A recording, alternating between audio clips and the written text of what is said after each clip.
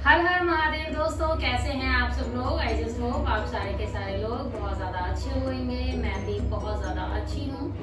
And आज है हमारा 90 डेज योगा चैलेंज का डे 59। एंड जैसे कि आप जानते हैं, इन 59 दिनों में हम लोग कवर कर चुके हैं अपने सारे के सारे बैठ कर करने वाले योगा, पीठ के बल लेट कर करने वाले योगा, पेट के बल लेट कर करने वाले योगा।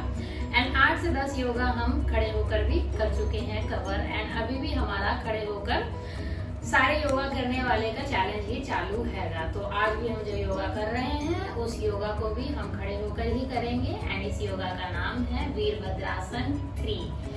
हम कल एंड परसों में हमने कवर किए थे वीरभद्रासन 1 एंड 2 एंड आज हम कवर करेंगे वीरभद्रासन 3। इसको वॉरियर पोज भी बोला जाता है। वीरभद्रासन महादेव के एक रूप थे, महादेव का एक रूप थे, क्या बोलते हैं उसको, जो मुझे याद नहीं है, अवतार। हाँ, तो महादेव के एक अवतार थे। एंड महादेव के अवतार थे तो ऑब्वियसली ये भगवान के नाम पर भी है।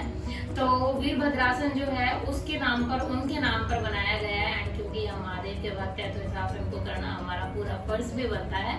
तो सबसे पहले हम ये देख लेते हैं कि इस आसन को किया कैसे जाता है, उसके बाद जानेंगे इसके फायदे नुकसान सब कुछ। तो पहले देखते हैं किया कैसे जाता है। चलिए देखते हैं।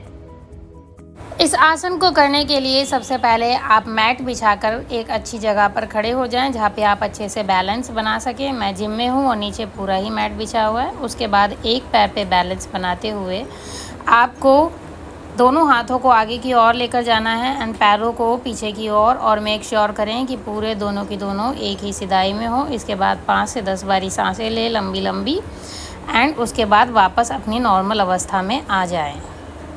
देन सेम ही चीज़ आपको रिपीट करनी है। पहले आप सीधे पैर से, बाद में उल्टे पैर से कर सकते हैं। देन सेम आपको रिपीट करनी है। सबसे पहले एक लंबी गहरी सांस लेते हुए आपको धीरे धीरे कुछ इस तरीके से, जैसे मैं दिखा रही हूँ, आपको एक पैर पे बैलेंस बनाते हुए दोनों हाथों को आगे ले जाते हुए एंड पीछे के पैर को पीछे की ओर ले जाते हुए एंड बैलेंस बनाते हुए एक सिधाई में रखना है।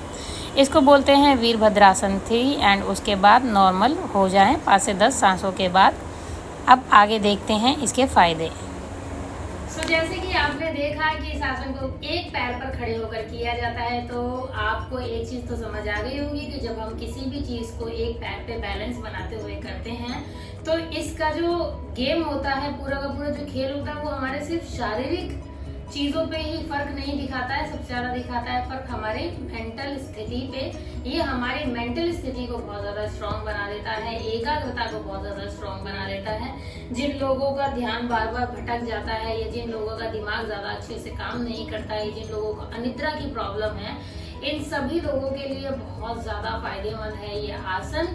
और इसके अलावा ये आपके पूरे शरीर के जो ब्लड सर्कुलेशन होता है उसको बढ़ाता है, सर्कुलेशन को ज्यादा अच्छे से पूरी बॉडी में पहुंचाता है। ये आपके छाती के लिए, आपके फेफड़ों के लिए बहुत ज्यादा फायदेमंद है। ये आपके कंधों को मजबूत करता है, आपके हाथों को मजबूत करता है, आपके पैरों को, टखनों को मजबूत करता है, ये आपकी कमर को भी मजबूत करता है।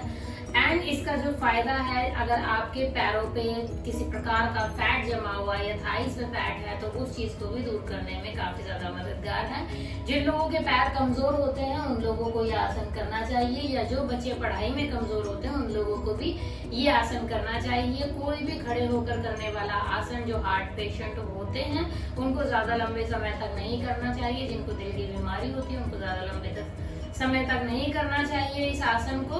कोई भी खड़ा होने वाला आसन हो, क्योंकि उसमें आपको ज्यादा प्रेशर जो है वो आपके हार्ट में जाता है, ज्यादा ब्लड सर्कुलेशन एंड सारी चीजें, जिसकी वजह से दिक्कत हो सकती है।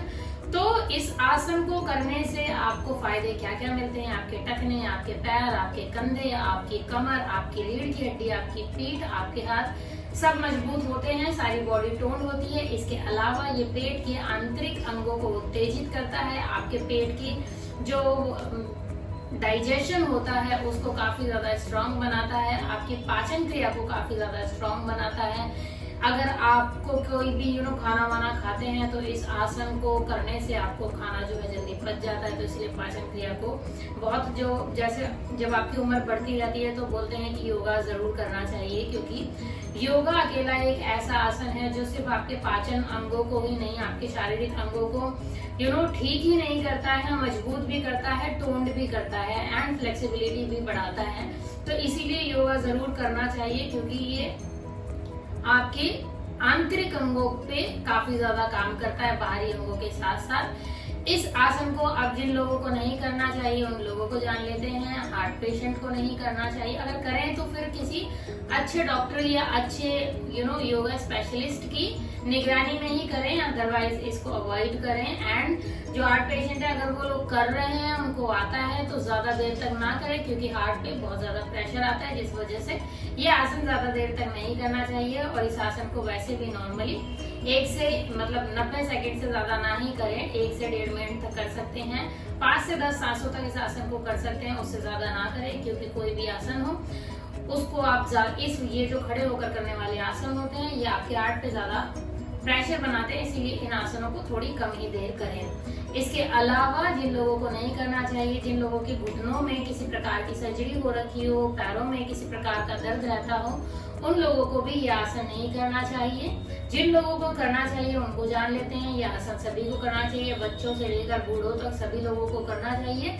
एंड जिन लोगों का ध्यान बार बार भटकता है, या जिन लोगों की एकाग्रता में कंसंट्रेशन उनका इतना स्ट्रांग नहीं है, या जल्दी जल्दी चीजें भूल जाते हैं, या फिर नर्वस सिस्टम कमजोर है, या दिमागी तौर पे कमजोर है, इवन बच्चे बूढ़े बड़े ही लोग नहीं, बच्चे जो स्कूल में कमजोर होते हैं उन लोगों को योगा जरूर कराना चाहिए। योगा बहुत अच्छी चीज है, क्योंकि जब आप ये आसन करते हैं तो आप शारीरिक बैलेंस बना रहे होते हैं, और शारीरिक बैलेंस जो है वो शरीर से नहीं बनता है, वो दिमाग एंड शरीर दोनों को एक साथ मिलाकर संतुलित करके बनता है। तो आपका दिमाग एंड शरीर से जो कनेक्शन है वो ज्यादा स्ट्रांग बनाता है। तो इसीलिए इस आसन को जो है उन बच्चों को भी करना चाहिए। घुटनों में जिनकी सर्जरी उनको नहीं करना चाहिए, कमर में किसी प्रकार की चोट लगी उनको नहीं करना चाहिए, जिनके कंधों में और गर्दन में दर्द रहता हो उन लोगों को ये आसन नहीं करना चाहिए, जिन लोगों को चक्कर आते हो उन लोगों को भी ये आसन नहीं करना चाहिए। बाकी इस आसन को सभी लोग कर सकते हैं।